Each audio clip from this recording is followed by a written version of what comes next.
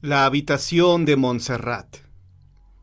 Cuando me mudé a estudiar mi posgrado a Morelia, debido a que ahí tenían la especialidad que yo quería cursar, estaba buscando un departamento o un cuarto amplio para alquilar a un precio barato por la zona céntrica. Una vez que ya lo daba por algo fuera de mis posibilidades, al final encontré la oferta de alquiler de una habitación, en pleno centro.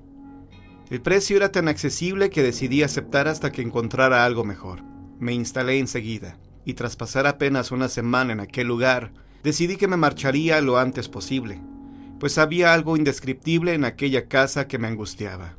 Era una sensación insólita que parecía flotar en el aire, en cada rincón de ese lugar, y que me ponía los pelos de punta. Parecía como si en mi habitación la temperatura siempre fuera más baja que en el resto del lugar, y por las noches me invadía una sensación de frío intenso, que me impedía dormir tranquilamente y descansar como necesitaba para concentrarme en mis estudios. Todos los muebles de aquella habitación, y en general todos los de aquel viejo caserón, crujían, y durante mis noches de insomnio, los sonidos que hacían los vecinos se intensificaban y no me dejaban dormir. Una noche de esas me acosté muy tarde después de haber empleado varias horas estudiando, y como ya era costumbre no pude dormir. Traté de distraerme escuchando el sonido de la casa, las cañerías, las televisiones prendidas y las pláticas normales. Afiné mi oído y en ese momento creí escuchar una respiración profunda y entrecortada. Asustado dejé de respirar de golpe. Permanecí quieto unos segundos hasta que pensé que debía de haber sido mi imaginación. Me relajé un poco. Me puse a imaginar las conversaciones de los vecinos y entonces, increíblemente sorprendido, la escuché nuevamente. Era una respiración muy apagada, casi como un suspiro que parecía salir del hueco de la pared que quedaba pegado a mi cabecera. Me quedé inmovilizado, escuchando con horror aquella inhalación intermitente cerca de mí. Mantuve mis ojos cerrados con fuerza, y mi corazón latía tan rápido que creí que en cualquier momento se detendría. Un vendaval helado me recorrió el cuerpo de los pies a la cabeza, y me puse a temblar de manera incontrolable. Aquello simplemente no podía estar ocurriéndome a mí, no podría ser real, y sin embargo lo era. Además, aunque el pánico me hacía su presa, logré convencerme de que se trataba de una alucinación causada por las incontables noches de insomnio. Intenté moverme, pero me encontraba tan horrorizado que tuve que hacer un esfuerzo para voltear la cabeza poco a poco hacia mi izquierda, y sentí como una corriente fría me helaba la cara. Cerré los ojos, y a pesar de que el miedo me estaba carcomiendo por dentro, me atreví. Conté hasta 10. Abrí los ojos de golpe y grité con todas mis fuerzas, hasta hacer que mis gritos resonaran por todo el edificio.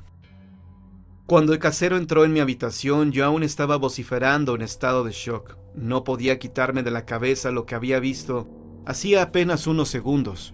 Una mujer que me observaba con un gesto de placer indescriptible. Tenía una mirada cruel, tan cruel que parecía gozar con mi tormento. El casero me dio un calmante y se quedó conmigo, hasta que caí dormido. A la mañana siguiente seguía impactado por el suceso de la noche anterior, y me encontré al salir de la casa a Dulce, la única vecina del edificio que conocía, y con la cual había hablado en 4 o en 5 ocasiones. Era una muchacha muy tranquila, muy agradable, y me preguntó cómo estaba. Le respondí que mejor. Estuvimos platicando un rato. Le conté todo lo que había visto y vivido en mi pesadilla, y ella, muy alarmada, me invitó a su departamento. Cuando estuvimos sentados ante 2 enormes tazas de té, me contó que ella había visto alguna vez a la misma mujer. Incluso me describió su sonrisa cruel y sus ojos malvados. Fue hacia un pequeño estante en medio de la sala y sacó de un cajón una foto que extendió hacia mí. Un escalofrío recorrió todo mi cuerpo. Se me heló la sangre al verla. Era ella, no cabía duda. La mujer que había visto cuando abrí los ojos, frente a mí, con su horrible gesto y su crueldad abrumadora. Era la misma, acompañada de 2 niños pequeños. Por la parte posterior de la foto podía leerse con una letra bastante mala: Viaje de Montserrat a la Ciudad de México, febrero de 1587.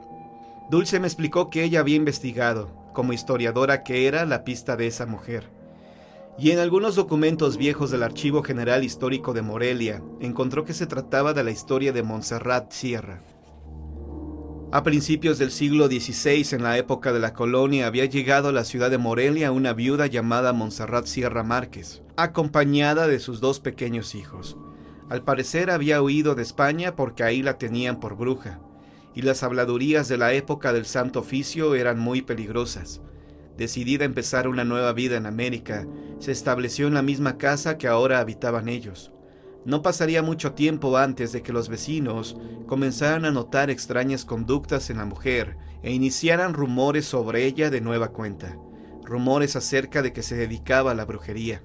Ella era poco sociable, de hecho no era nada amigable, jamás se le veía asistir a misa o llevar a sus hijos al catecismo, mucho menos participaba de las fiestas de los santos.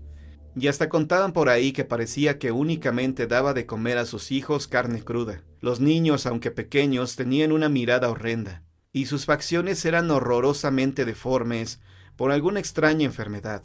En fin, viendo estas cosas y muchas otras más, los vecinos habían decidido denunciarla a la Inquisición, pero ella lo supo antes, y sintiendo un horror indescriptible, enloquecida, le quitó la vida a sus hijos y ella hizo lo mismo.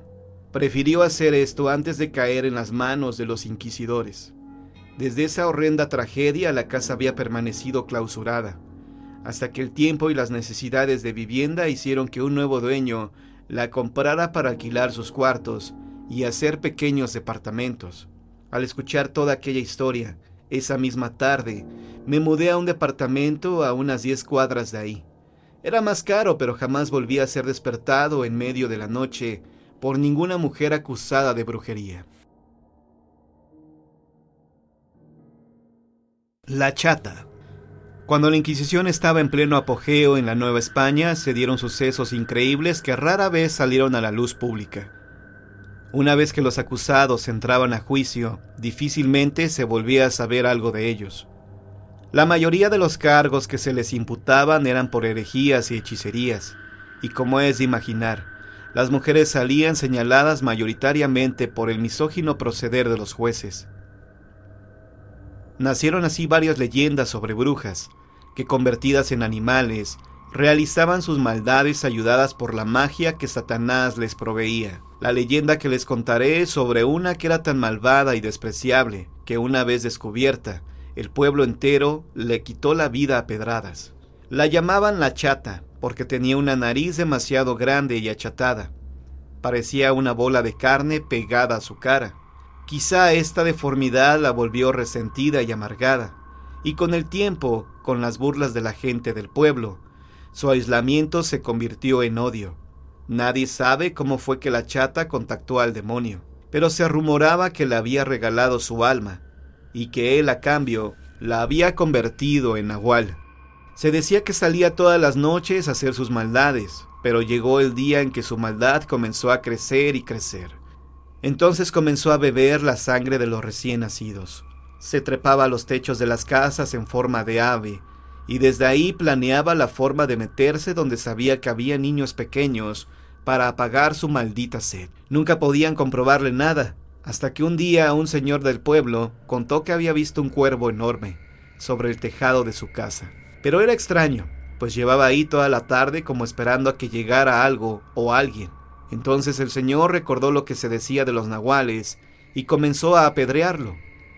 El cuervo, dando horribles graznidos, permanecía inmóvil, esperando pacientemente a que llegara la noche, como si la luz de la tarde lo mantuviera ahí. El dueño de la casa aprovechó para tratar de derribarlo con piedras. Incluso sus hijos mayores lo ayudaron y se sumaron los vecinos. Poco rato después el cuervo cayó desplomado sobre el pasto. Se encontraba malherido y sangraba, pero aún así se defendía de que lo tocaran. Y lanzaba de picotazos a los que le acercaban las manos. En poco tiempo falleció, y los hombres decidieron quemarlo, solo en caso de que fuera un nahual, para que no volviera al pueblo nunca más. Lo que no esperaban encontrar era que el cuervo, al carbonizarse, tomara forma de mujer, que encorvada y calcinada, evidenciaría la figura torcida de la Chata. Esta historia la callaron durante mucho tiempo los habitantes de aquel pueblo del Estado de México, pues temían que el linchamiento pudiera costarles la cárcel. Pero como todo se sabe tarde o temprano en este mundo, llegó la historia a oídos de uno de los de la Santa Inquisición, que cuando se enteró de los hechos, no pudo más que santiguarse y rezar por el alma de aquella odiada mujer. Como nota de esta última historia, queridos amigos, Juan Antonio Amezcua, John Misterio, obviamente se proclama en contra del maltrato animal. En las historias de brujas siempre se habla de cuervos, lechuzas, pero yo te puedo asegurar de una forma contundente que estas no son brujas.